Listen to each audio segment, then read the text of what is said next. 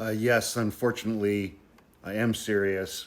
I did a two-part video last night. In part one, I read Kash Patel's first children's book, and in the second video, I read his second children's book, uh, which involves Dinesh D'Souza.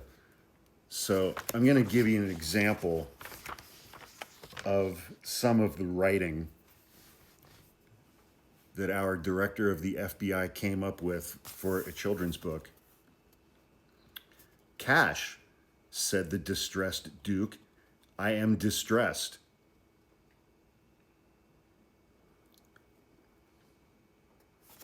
I don't like bad writing. Then we have another one. There's a letter that was written in one of the books, and the letter reads as follows.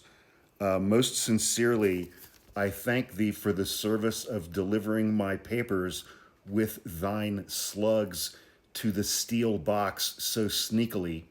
Forsooth, in all the land shall not be found a deceiver so daring or so devious.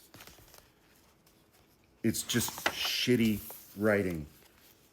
It's such.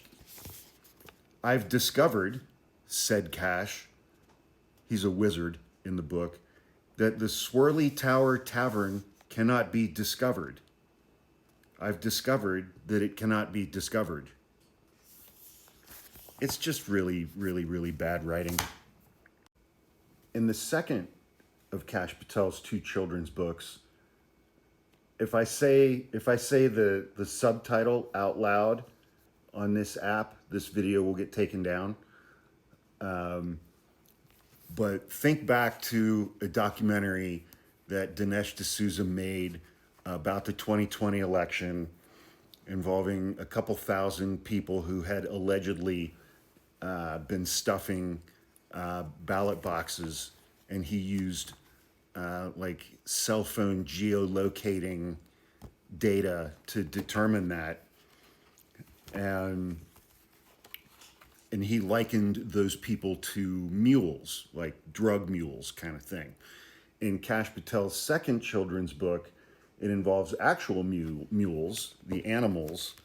And on the morning after Election Day, I will read you the following. The next morning, the people of the town rose with the sun and walked into the city. But when they got there, the streets were putrid. Muddy and yucky, the streets were covered in poo. Gross. And one of my and it's a picture of people walking around in streets that are filled with poop from so many mules.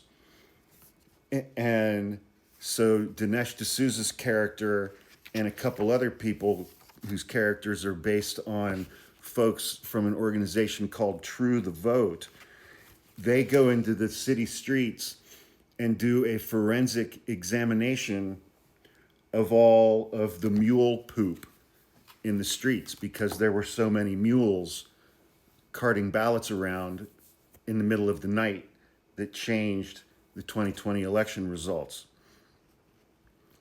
And Dinesh and his partner or wife in the story, Debbie, are curious candle makers.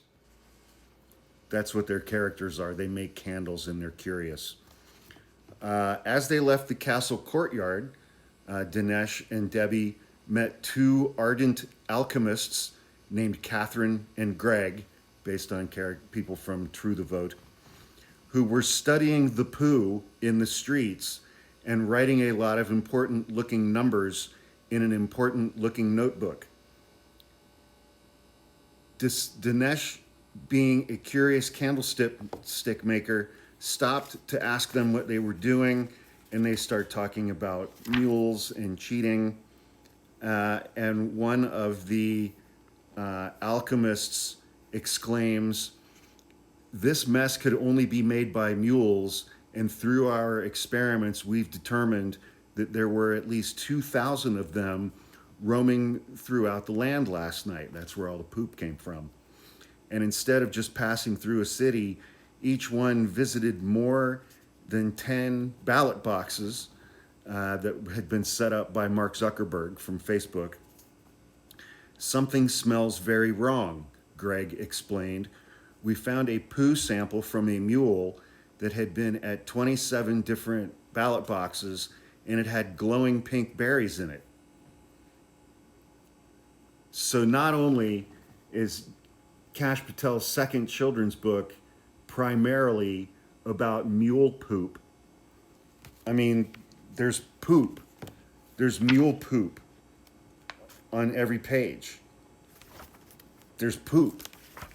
Poop in the streets, poop on top of barns, poop in the roads, poop on buildings, poop on wagons. There's poop everywhere. It's a children's book about the 2020 election, and the entire plot line involves poop from mules. It's mule poop. So yeah, these books are real. And I did a dramatic reading in front of my wood-burning stove last night, Christmas Eve, of each one of those books, 2 separate videos. The second one is all about poop. It's poop.